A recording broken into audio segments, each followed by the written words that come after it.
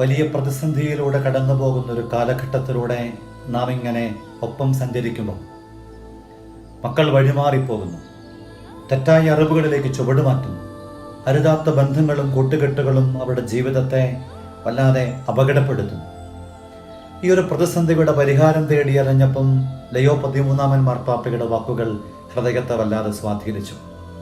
മാർപ്പാപ്പ വളരെ കൃത്യതയോടുകൂടിയിട്ട് പരിശുദ്ധയമ്മയോട് ചേർന്ന് വെച്ചുകൊണ്ട് നമ്മെ ഓർമ്മപ്പെടുത്തും, യുദ്ധോപകരണങ്ങളൊന്നുമല്ല, വിശുദ്ധമായ ജപമാലയാണ്, ഭക്തിപൂർവകമായ ജപമാല പ്രാർത്ഥനയാണ് ഏത് പ്രതിസന്ധിയിലും കരുത്തായി മാറുന്നത്. ശത്രുവിനെ പരാജയപ്പെടുത്താൻ ജപമാലയോളം കരുത്ത് പ്രദാനം ചെയ്യുന്ന മറ്റൊരായുധമില്ല. ഈ ലയോ 13 മാർപ്പാപ്പ വീണ്ടും ഓർമ്മപ്പെടുത്തും, പാഷണ്ഡതകളെയും പാഷണ്ഡികളെയും തകർക്കാൻ, അബദ്ധ പ്രബോധനങ്ങളിൽ നിന്നും രക്ഷ നേടാനായിട്ടുള്ള ഏറ്റവും കരുത്തുറ്റ മാർഗം ജപമാലയുടെ മാർഗമാണ്. പരിശുദ്ധയമ്മ ഇങ്ങനെ അമ്മയ്ക്കെതിരായിട്ടും സഭയ്ക്കെതിരായിട്ടും വിശ്വാസത്തിനെതിരായിട്ടും കടന്നു വരുന്ന അബദ്ധജടിലമായ അറിവുകളെ, തെറ്റായ പ്രബോധനങ്ങളെ അതിശക്തമായിട്ട് അതിജീവിക്കാൻ കരുത്തുള്ളവളായി സൈന്യനിര പോലെ കൂടെ ഉണ്ടാവും. പുതുകാലം സോഷ്യൽ മീഡിയയിലൂടെ അറിവിൻ്റെ ഒരുപിടി സാധ്യതകൾ തുറക്കുമ്പം അപകടത്തിൻ്റെ സാധ്യതകളും പതിയിരിപ്പുണ്ടെന്നറിയുക.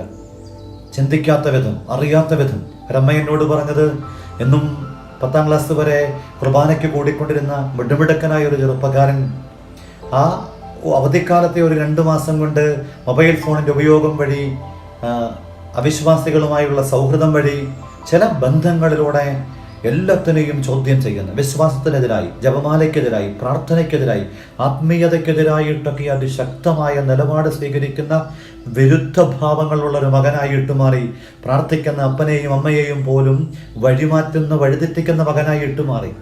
തിരിച്ചും എനിക്കറിയാം, മകൻ്റെ ജീവിതത്തിൻ്റെ വഴിമാറലുകളെ മുൻകൂട്ടി കണ്ടുകൊണ്ടൊരമ്മ പറഞ്ഞു കൊടുത്തു, മോനെ എന്തൊക്കെ നീ ചെയ്തോ, എന്ത് തെറ്റും നീ ചെയ്തോ, എന്ത് മോശവും നീ ചെയ്തോ, ജപമാല കഴുത്തിലണിയണം, എത്രയും ദയവുള്ള മാതാവേ എന്ന പ്രാർത്ഥന ചൊല്ലണം, ഒരു 20 മിനിറ്റ് സമയം ചെലവഴിച്ചുകൊണ്ട് നീ ഒരു കൊന്ത ചൊല്ലണം.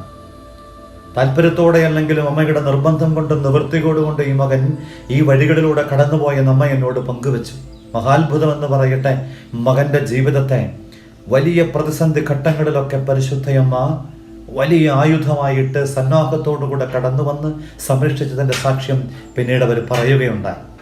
അതുകൊണ്ട് യുദ്ധോപകരണങ്ങളൊന്നുമല്ല ശത്രുവിനെ കീഴടക്കാൻ പര്യാപ്തമാകുന്ന അബദ്ധ പ്രബോധനങ്ങളെയും പാഷണ്ഡതകളെയും അതിശക്തിയോടെ അതിജീവിക്കാൻ കഴിയുന്ന അമ്മക്കരുത്തിൽ ആശ്രയിച്ചുകൊണ്ട് ജപമാലയുടെ പുണ്യവഴിയോട് ചേർന്നുകൊണ്ട് നമുക്ക് ജീവിക്കാം.